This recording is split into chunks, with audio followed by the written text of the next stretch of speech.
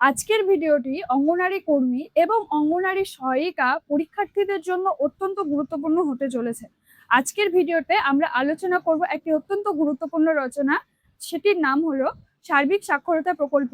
এই রচনাটি এর আগেও অঙ্গনারী কর্মী বা সহায়িকা নিয়োগের ক্ষেত্রে এসেছে। তাহলে রচনাটি শুরু করা যাক।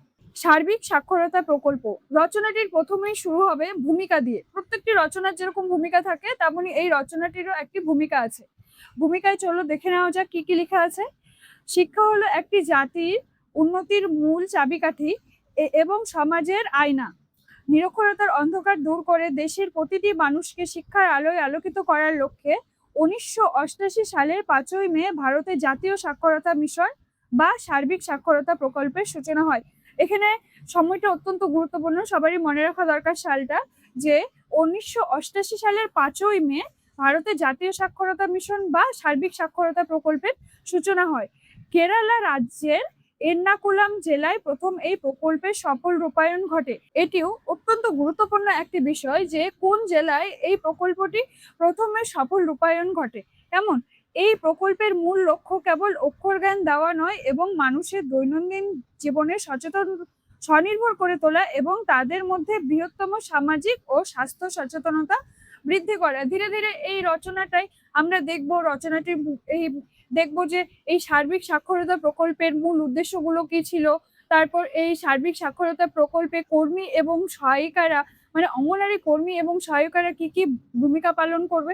ঠিক আছে, নেক্সট পয়েন্ট এই রচনায় আমরা লিখেছি প্রকল্পের মূল উদ্দেশ্য। যে কোনো প্রকল্পের বিভিন্ন রকম উদ্দেশ্য থাকে, তেমনি এই প্রকল্পটির উদ্দেশ্য নিয়ে আমরা এই পয়েন্টটা আলোচনা করব। কেমন, সার্বিক সাক্ষরতা প্রকল্পের প্রধান উদ্দেশ্যগুলোকে কয়েকটি ভাগে ভাগ করা যায়। আমরা বিভিন্ন রকম ভাবে পয়েন্ট করে করে সেই ভাগগুলো লিখেছি। চলো দেখে নেওয়া যাক কি কি উদ্দেশ্য।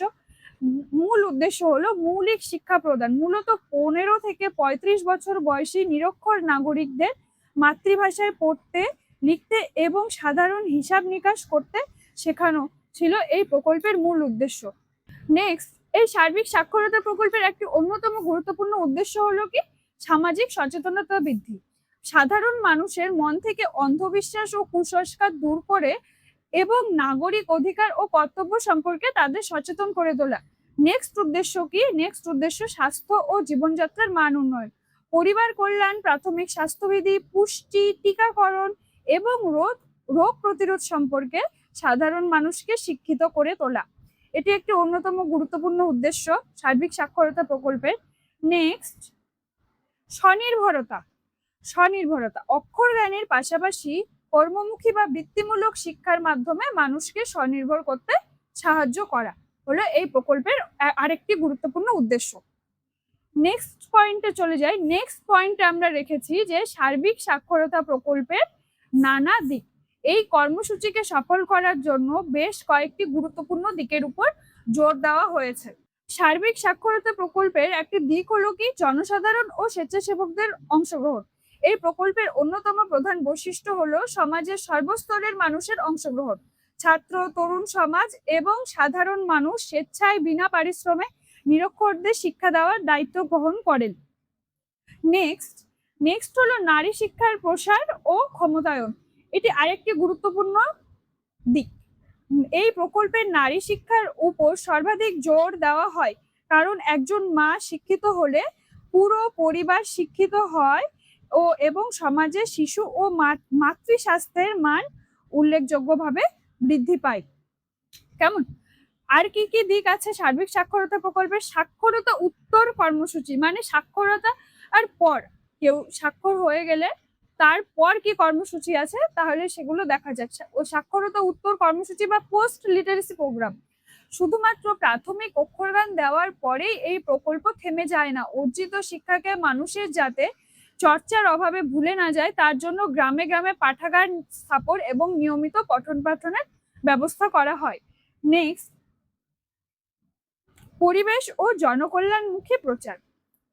পুঁথিগত শিক্ষার পাশাপাশি বৃক্ষরোপণ, পানীয় জলের পরিচ্ছন্নতা, পরিবেশ দূষণ রোধ এবং ছোট পরিবারের গুরুত্ব সম্পর্কে ব্যাপক প্রচার চালানো হয় এই সার্বিক সাক্ষরতা প্রকল্পে।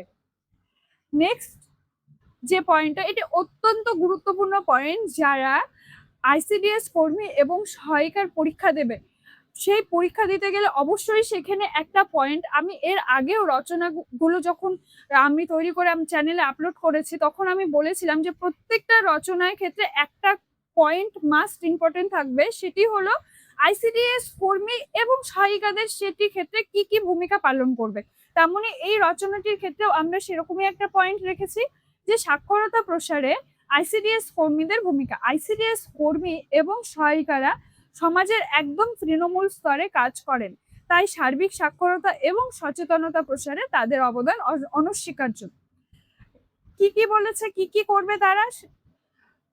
প্রাক প্রাথমিক শিক্ষার ভিত গঠন। অঙ্গনওয়াড়ি কেন্দ্রে শিশুদের প্রথাগত শিক্ষার আগে প্রাক প্রাথমিক শিক্ষা বা প্রি স্কুল এডুকেশন দেওয়ার মাধ্যমে শিক্ষার প্রথম ভিত্তি গড়ে তোলেন আইসিডিএস কর্মীরা। তারপর মায়ের স্বাস্থ্য শিক্ষা। গ্রামীণ এবং পিছিয়ে পড়া এলাকার মায়েদের পুষ্টি, স্বাস্থ্যবিধি, শিশুদের যত্ন সম্পর্কে শিক্ষিত করার মাধ্যমে তারা পরোক্ষভাবে বয়স্ক সাক্ষরতা এবং স্বাস্থ্য সচেতনতার কাজটি সুনিপুণভাবে করে থাকেন। কেমন?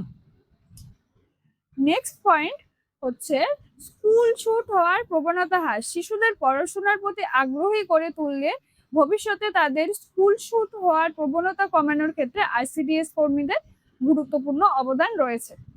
এইবার উপসংহারে চলে আসি। উপসংহারে আমরা কি কি লিখেছি চলো দেখে নেওয়া যাক। সার্বিক সাক্ষরতা প্রকল্প ভারতের নিরক্ষরতা দূরীকরণের ইতিহাসে একটি যুগান্তকারী সামাজিক আন্দোলন। এই প্রকল্পের ফলে দেশে সাক্ষরতার হার ব্যাপক হারে বৃদ্ধি পেয়েছে, মানুষের জীবনযাত্রার মানে ইতিবাচক পরিবর্তন এসেছে। তবে 100% সাক্ষরতার লক্ষ্য অর্জন করতে হলে এখনো ধারাবাহিক প্রচেষ্টার প্রয়োজন। সরকারি উদ্যোগের পাশাপাশি সমাজের প্রতিটি স্তরের মানুষকে, বিশেষ করে অঙ্গনওয়াড়ি কর্মীদের মতো তৃণমূল স্তরের কর্মীদের এই মহান কাজে অগ্রণী ভূমিকা পালন করে যেতে হবে, তবেই একটি সুস্থ, শিক্ষিত ও উন্নত ভারত গড়ে তোলা সম্ভব হবে। তোমরা অবশ্যই কমেন্ট সেকশনে জানাবে যে আজকের রচনাটি কেমন লাগলো এবং তোমরা আরো এই আইসিডিএস কর্মী ও সহায়িকা পরীক্ষা সংক্রান্ত কি কি রচনা পেতে চাও সে সম্পর্কেও তোমরা কমেন্টে জানাবে। আমরা অবশ্যই সেই রচনাগুলি পরবর্তী ভিডিওতে দেওয়ার চেষ্টা করব। ভালো থাকবে, সুস্থ থাকবে।